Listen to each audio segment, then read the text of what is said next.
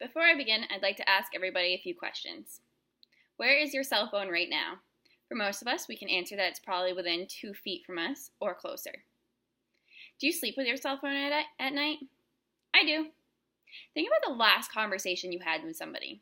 Were they fully engaged? Or were they looking down periodically at their cell phones, maybe checking Instagram, Facebook, any social media? Maybe they were even having a totally separate conversation through text message with somebody else while you were trying to speak to them.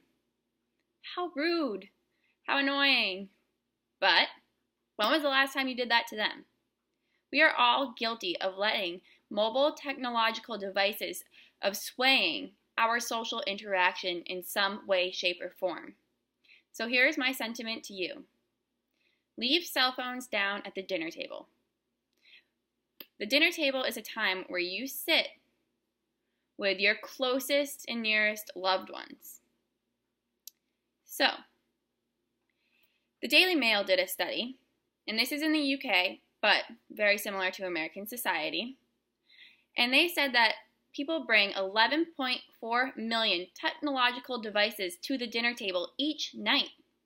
And the biggest instigators of people who do this are children ages 5 to 15. But they are not to blame. Parents, it is a learned behavior, and parents allow it to happen. And parents are also on their cell phones during dinner. So, Time magazine also wrote an article on this, and the Pew Research Center did a study. 88% of people surveyed in this study said that, quote unquote, it is generally not okay to use cell phones at the dinner table.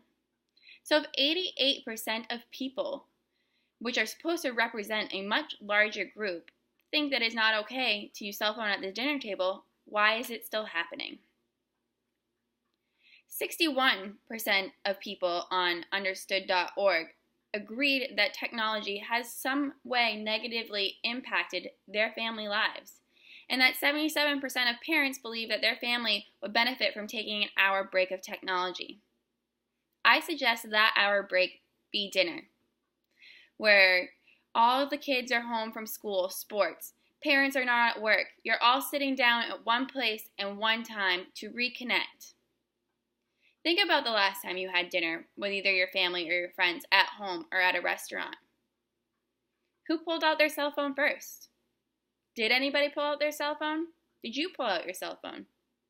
And do you think that you may have had conversation that you did not have if you had not had your cell phone there? Most likely. Conversations now are much lighter than they used to be. Not as in depth, because we are distracted by technological devices at the dinner table, by a screen about this big. So, have you ever been out to dinner and got so annoyed with one of your friends that you played that game? You put your cell phones in the middle of the table, and the first one to touch their cell phone loses? Great idea.